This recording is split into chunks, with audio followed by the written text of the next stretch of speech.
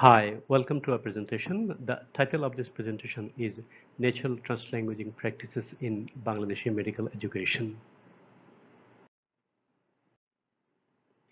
Here is an overview of the whole presentation.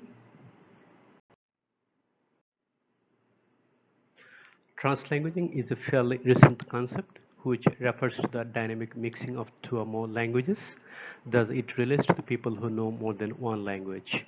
The term has been conceptualized differently by different scholars, though all scholars unanimously view it as a fluid language practice where language boundaries are regularly crossed to achieve the communicative goals.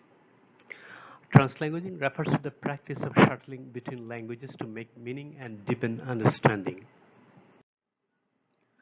Translanguaging is immensely important in educational settings when students' linguistic repertoire includes more than one language. Even when a student's language of education is different from their home language, translanguaging becomes an important tool for them. Students also need to translanguage when they need to conceptualize complex academic content. This study was conducted in Bangladesh to see how and why medical students and teachers translanguage for academic purposes. It should be mentioned here that higher education, especially medical education in Bangladesh, is offered only in the medium of English because textbooks and teaching materials are not available in the native language Bangla. We adopted a qualitative approach in this study because we wanted to explore human learning experience. Accordingly, data were collected using semi-structured interviews. The collected data were inductively analyzed using thematic analysis to find out the major themes. Translanguaging has its origin in the Welsh school education, where both Welsh and English were used in education. Welsh educator Ken Williams coined the term Trashetu, which was later translated as translanguaging. In the Welsh context, there were strict language separation because one language was used for input and the other language was used for output. The idea of translanguaging is rooted in the idea of languaging. Swiss linguist Ferdinand Saussure defined language as a fixed system of the signifier and the signified, but later on sociolinguists began to see language as a verb rather than a noun. Thus the term languaging gained currency. In fact, languaging is an act of knowing and doing, also a way of becoming. This refers to the subtle way in which speakers use language to achieve their goals. Thus, translanguaging can be seen as a new way of being. Translanguaging is closely related to bilingualism. In earlier times, bilingualism was seen as a linguistic insufficiency and a source of confusion. It was also thought that two languages exist separately in human brain. Thus, a bilingual person was seen as the sum of two monolinguals. But later scholars argue that two languages get completely mixed in the bilingual brain and form a single language system from which bilinguals strategically and selectively use language features depending on their communicative needs. Translanguaging as a pedagogy can be structured or unstructured. Structured translanguaging is pre-planned and informed by theories. On the other hand, unstructured translanguaging is natural. The field of translanguaging is still growing. Empirical studies on translanguaging are still scarce. However, there are a few studies around the world to see the impact of translanguaging on learning and the learning process. Most of these studies are primarily on secondary education. These studies show that the practice of translanguaging helps students make sense of what they read and facilitates a deeper understanding of academic content. It develops both content knowledge and proficiencies in both languages. In addition, this accommodation of students' home language in academic settings gives them a positive learning experience and helps them construct their bilingual identity. The field is yet to be explored in Bangladesh. No studies on translanguaging as pedagogy could be traced here. This study intended to fill this gap. Accordingly, this study aimed to see whether translanguaging practices prevail in Bangladeshi medical colleges where the medium of instruction is English and how this pedagogy shapes their learning experience. It also intended to see if fluid language practices enhanced students' subject-related English.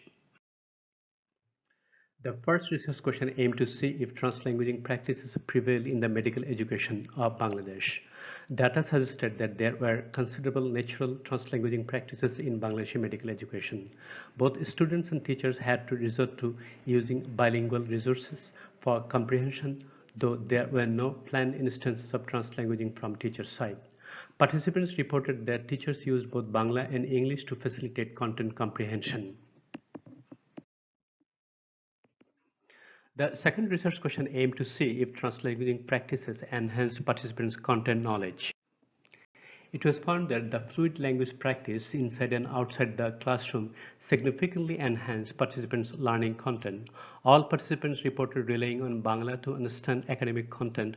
For this, they formed study groups in which they dynamically exploited the linguistic resources until they could clearly conceptualize concepts. Thus, knowledge was interpersonally acquired in which crossing language boundaries was not only useful but also essential. Translanguaging was also found to emancipate students, the participants, from dominance of English. Interestingly, all participants, like the teachers who used Bangla along with English to explain content, and they were identified as good teachers. For the third research question, it was found that translingual practices significantly enhance participants' subject-related English. It was evident from their responses that they became more and more comfortable with English as they gradually learned most subject-related terminologies. They also said that their reading comprehension in English significantly increased in the final years. This study found that participants were bound to use their bilingual repertoire to understand content and make sense of what they read. Their fluid language practices remove their cognitive challenges, enhance their learning process, and develop their skills in both languages. More importantly, participants' bilingual practices democratize their educational environment by removing the linguistic barrier. Findings of this study generally aligns with the broader literature in this field.